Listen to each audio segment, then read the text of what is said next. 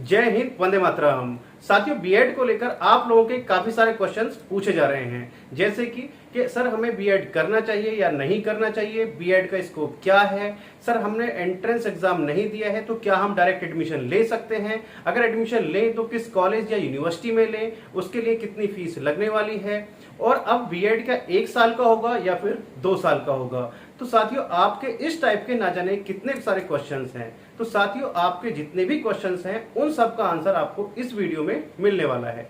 तो वीडियो में अंत तक बने रहिएगा, एक एक पॉइंट में आपको क्लियर करने वाला हूं। तो चलिए साथियों, बिना किसी देर के करते हैं आज की वीडियो शुरू। साथियों, वीडियो शुरू करने से पहले एक छोटी सी रिक्वेस्ट है कि यदि आप चैनल पर नए हैं तो चैनल को सब्सक्राइब कर लीजिए और बेल आइकन को प्रेस कर लीजिएगा, क्योंकि मैं आपके लिए इसी तरीके की इंफॉर्मेशन वीडियो लाता रहता हूं। तो साथियों, बीएड आपको करना चाहिए या नहीं करना चाहिए, पहले इसी सवाल का जवाब देते हैं। तो साथियों, यदि आप एक टीचर हैं, यानी कि अभी आप पढ़ा रहे हैं किसी स्कूल या फिर आप ट्यूशन पढ़ा रहे हैं और आपका टीचिंग में इंटरेस्ट है, तो मैं आपको एडवाइस करूंगा कि आपको बीएड करना चाहिए। या फिर आप अभी आपका करियर स्टार्ट है, अभी आपने टीचिंग भी स्टार्ट नहीं की है, लेकिन आपका टीचिंग में इंटरेस्ट है, आप एज अ टीचर बनना चाहते हैं, गवर्नमेंट टीचर बनना चाहते हैं 1st से 8th क्लास तक का, तो मैं आपको एडवाइस करूंगा कि आप बीएड अवश्य करें। क्योंकि यदि आप बीएड कर लेते हैं तो उसके बाद में जो आपके स्टेट गवर्नमेंट एग्जाम कराती है हर 6 महीने में, जैसे हम बात करें उत्तर प्रदेश की तो यूपी टेट हो गया, हरियाणा की बात करें तो एच टेट हो गया, यदि हम राजस्थान की बात करें तो रीट हो गया, तो उसमें आपके हर 6 महीने में एग्जाम होते हैं। और यदि आप उसमें अच्छा स्कोर कर लेते हैं, उसको क्वालिफाई कर लेते हैं, तो जो स्टेट गवर्नमेंट की वैकेंसी आती है उनमें आप एज अ गवर्नमेंट टीचर बन जाते हैं। या हम बात करें सेंट्रल में, जो आपके सेंट्रल के स्कूल्स होते हैं तो उनके लिए सीटेट का एग्जाम कंडक्ट कराया जाता है, जो कि साल में 2 बार होता है, उसको भी आप दे सकते हैं बीएड करने के बाद में।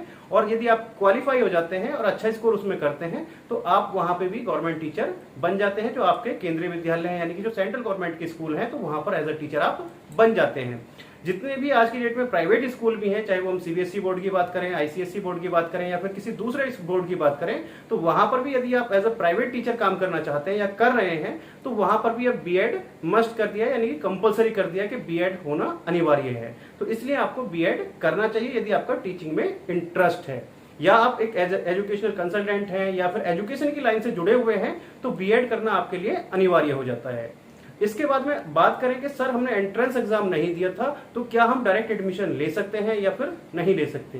तो साथ ही यदि आपने जो आपके स्टेट गवर्नमेंट के एंट्रेंस एग्जाम होते हैं और वो आपने नहीं दिए हैं तो आप डायरेक्ट एडमिशन भी ले सकते हैं। लेकिन इसमें आपको बहुत ध्यान रखना है कहां पर आपको एडमिशन लेना है और कहां पर नहीं लेना है, वो मैं आपको क्लियर कर देता हूं। तो साथियों, यदि आपने एंट्रेंस एग्जाम नहीं दिया है और आप बीएड में डायरेक्ट एडमिशन लेना चाहते हैं तो अब उसमें आपको क्या ध्यान रखना है उसकी हम बात करते हैं। तो साथियों, जब आप डायरेक्ट एडमिशन लेते हैं तो 2 तरीके से आप ले सकते हैं। कैसे? तो एक तो होती है प्राइवेट यूनिवर्सिटी, जिनको एंट्रेंस एग्जाम की आवश्यकता नहीं होती, उनका अपना क्राइटेरिया है, वो मेरिट के बेस पे, अपने टेस्ट के बेस पे बीएड में एडमिशन लेती हैं। तो वहां पर आपको ध्यान रखना है आप किस यूनिवर्सिटी से कर रहे हैं, वो जो प्राइवेट यूनिवर्सिटी है उसकी वैल्यू क्या है, नेक एग्रीगेशन उसके पास में है या फिर नहीं है। सबसे पहले आपको चेक करना है उसका एनसीटीई का अप्रूवल है या फिर नहीं है। दूसरा, उस यूनिवर्सिटी की वैल्यू चेक करनी है आपको कि वो यूनिवर्सिटी किस कैटेगरी की है, कहीं पे वो एक्स्ट्रा डिग्री तो नहीं बांट रही है, क्योंकि बहुत सारी यूनिवर्सिटीज आज की डेट में ऐसी है कि उनके पास में 100 सीट है और वो 500 सीट या 1000 सीट पर बीएड करा रही है। तो आपको ये भी देखना है कि आप प्राइवेट यूनिवर्सिटी से यदि बीएड करने जा रहे हैं तो एक वो आपका जो यूनिवर्सिटी है अच्छी यूनिवर्सिटी होनी अनिवार्य है। अदरवाइज आपके यदि बीएड कर लेते हैं किसी इसी प्रकार की यूनिवर्सिटी से तो वहां पर कहीं ना कहीं पर आपको प्रॉब्लम होने वाली है। दूसरा है कि आप प्राइवेट यूनिवर्सिटी की तरफ ना जाके जो स्टेट गवर्नमेंट यूनिवर्सिटी होती हैं उनके कॉलेज होते हैं, वो जो आपके माइनॉरिटी के कॉलेज होते हैं, जहां पर वो अलाउ करते हैं कि डायरेक्ट आप एडमिशन ले सकते हैं। यदि एंट्रेंस एग्जाम नहीं दिया है तो आप डायरेक्ट माइनॉरिटी की सीट पर एडमिशन ले सकते हैं। माइनॉरिटी का मतलब ये नहीं कि सिर्फ माइनॉरिटी, आप किसी भी कैटेगरी के हैं, जनरल ओबीसी, तो वहां पर आप उसका एडमिशन ले सकते हैं। तो उसके लिए कॉलेज होते हैं, बहुत लिमिटेड होते हैं और लिमिटेड सीट होती हैं, तो वहां पर आप एडमिशन ले सकते हैं। वहां पर आपको कोई प्रॉब्लम नहीं है, वहां पर आपको ज्यादा परेशान होने की आवश्यकता नहीं पड़ेगी। सिर्फ आपको कॉलेज देखना है कि उस कॉलेज के पास में एनसीटी का अप्रूवल है या फिर नहीं है।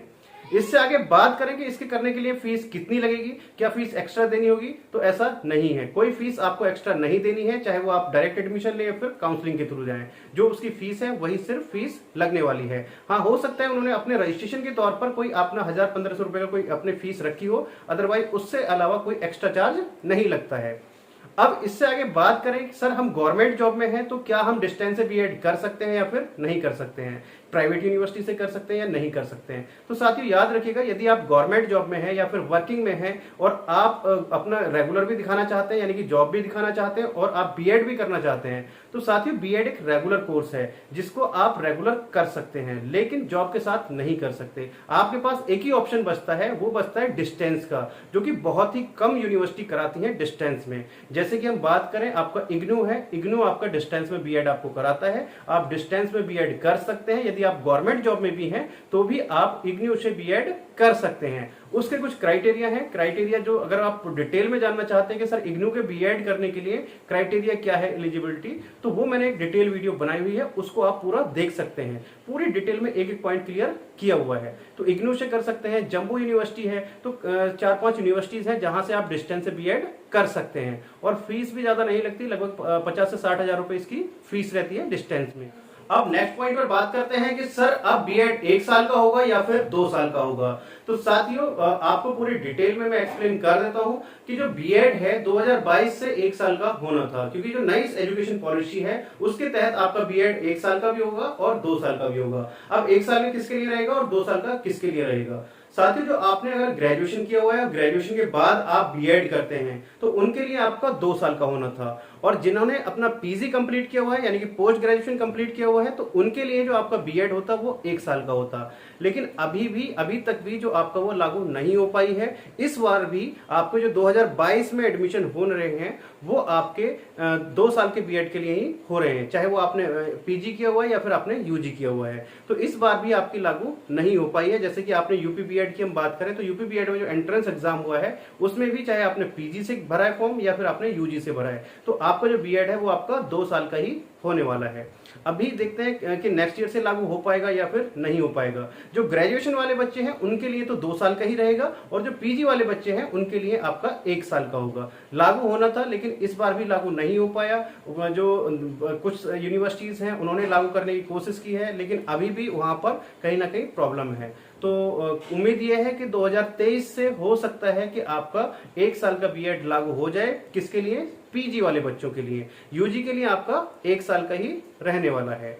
तो साथियों ऑलमोस्ट मैंने सब सारी चीजें आपको क्लियर कर दी हैं। यदि अभी भी आपको कोई डाउट या क्वेश्चन रह गया है तो उसके लिए मैंने एक लिंक दिया हुआ है डिस्क्रिप्शन बॉक्स में सक्षम स्कॉलरशिप के नाम से, वहां पर जाकर आप अपना रजिस्ट्रेशन कर सकते हैं। उस पर जो हमारे काउंसलर हैं आपको पूरी डिटेल में एक्सप्लेन करेंगे, बिल्कुल फ्री ऑफ कॉस्ट है, किसी भी प्रकार का आपसे कोई चार्ज नहीं लिया जाएगा। आप वहां पर जाकर अपना अप्लाई कर सकते हैं। कहां से आपको करना है, डिस्टेंस में कितनी फीस लगेगी, करना चाहिए या नहीं करना चाहिए, और आपके स्टेट में कौन सा डिस्टेंस का जो यूनिवर्सिटी है, या फिर आपको जो माइनॉरिटी के कॉलेज हैं कहां पर आपका माइनॉरिटी का कॉलेज है आपके नजदीक में, तो आपके इस टाइप के जितने भी क्वेश्चंस हैं उन सब का आंसर हमारे काउंसलर आपको जरूर देंगे। तो आप वहां पर जाकर अपना रजिस्ट्रेशन कर सकते हैं। तो चलिए साथियों मिलते हैं आपसे नेक्स्ट वीडियो में, और आपको वीडियो कैसी लगी वो भी मुझे कमेंट करके जरूर बताइएगा। तो चलिए साथियों मिलते हैं आपसे नेक्स्ट वीडियो में, तब तक के लिए जय हिंद जय भारत। तो साथियों ऑलमोस्ट मैंने सब सारी चीजें आपको क्लियर कर दी हैं। यदि अभी भी आपको कोई डाउट या क्वेश्चन रह गया है तो उसके लिए मैंने एक लिंक दिया हुआ है डिस्क्रिप्शन बॉक्स में सक्षम स्कॉलरशिप के नाम से, वहां पर जाकर आप अपना रजिस्ट्रेशन कर सकते हैं। उस पर जो हमारे काउंसलर हैं आपको पूरी डिटेल में एक्सप्लेन करेंगे, बिल्कुल फ्री ऑफ कॉस्ट है, किसी भी प्रकार का आपसे कोई चार्ज नहीं लिया जाएगा। आप वहां पर जाकर अपना अप्लाई कर सकते हैं। कहां से आपको करना है, डिस्टेंस में कितनी फीस लगेगी, करना चाहिए या नहीं करना चाहिए, और आपके स्टेट में कौन सा डिस्टेंस का जो यूनिवर्सिटी है, या फिर आपको जो माइनॉरिटी के कॉलेज हैं कहां पर आपका माइनॉरिटी का कॉलेज है आपके नजदीक में, तो आपके इस टाइप के जितने भी क्वेश्चंस हैं उन सब का आंसर हमारे काउंसलर आपको जरूर देंगे। तो आप वहां पर जाकर अपना रजिस्ट्रेशन कर सकते हैं। तो चलिए साथियों मिलते हैं आपसे नेक्स्ट वीडियो में, और आपको वीडियो कैसी लगी वो भी मुझे कमेंट करके जरूर बताइएगा। तो चलिए साथियों मिलते हैं आपसे नेक्स्ट वीडियो में, तब तक के लिए जय हिंद जय भारत।